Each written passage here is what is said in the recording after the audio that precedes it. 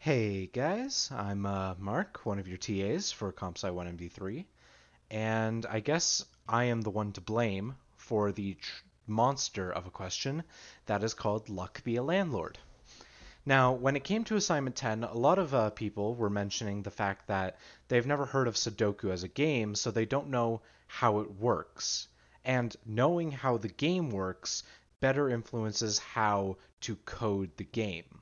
Now, this argument doesn't really stand up, especially considering the rules we ask for in Luck Be a Landlord are not actually the rules of Luck Be a Landlord. They're a slight modification on the rules.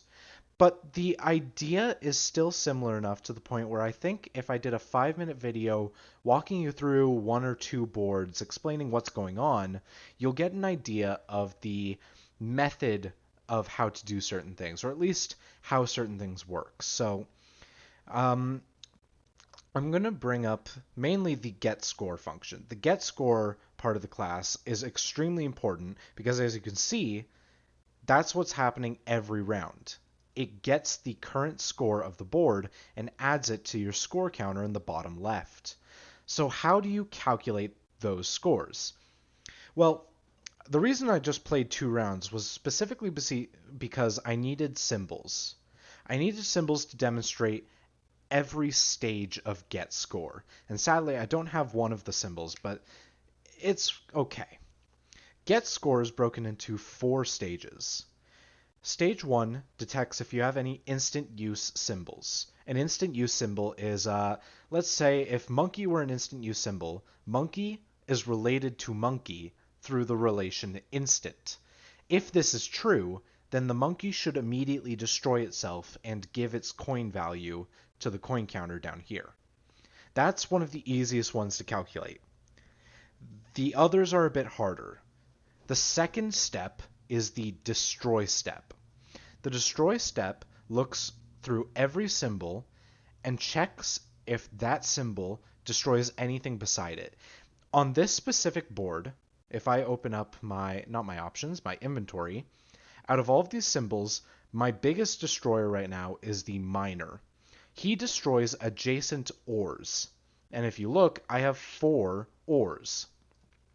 So what we would expect to see is if the miner were immediately touching within any of the 8 surrounding symbols a ore, the miner should destroy the ore. The ore gives its value to the score counter, and the miner gains a permanent coin bonus. He gets a +1 coin bonus for every symbol he destroys. This isn't exactly how it works in the game, but this is the logic we're asking you to code because it's significantly easier. Third step is boost items. Boost items, like the B, are related to another adjacent item through a times or plus relationship. The B is related to the flower through a 2 times relationship. So therefore, any flower that is beside the B should give 2 times the amount of coins that it normally gives. If the flower gives 1 coin, then it should give 2. If the flower gives 2 coins, it should give 4. If the flower gives 4 coins, it should get 8, and so on. If it were a plus relationship, it's the same general idea, but plus whatever. So if the relationship were +1 and the flower is worth 1 coin, then the flower gives 2 coins. If it was 2 coins, 3 coins, 4 to 5, etc., etc. The boosting items and the destroying items work in a very similar logic. You need to check every neighbor around that symbol to detect whether the relationship is destroy 2 times, 12 times, 100 times, +4, whatever. The final step after all relations have been checked is taking the remaining symbols, taking their coin value. As you can see, most of them are just 1 because I'm pretty early in the game. Chicken gives 2, but that's an exception. And adding those coin values together to get a final score.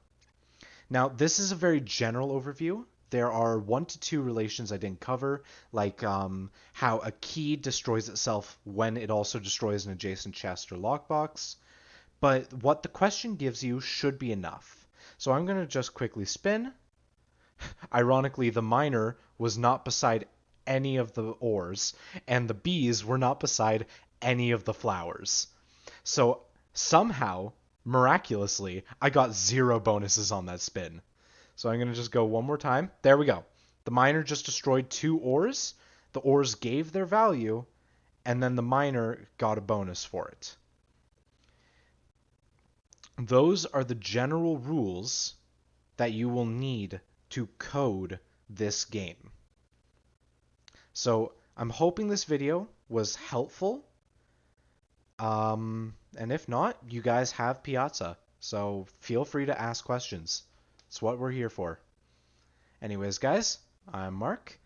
Good luck with your exam, and goodbye.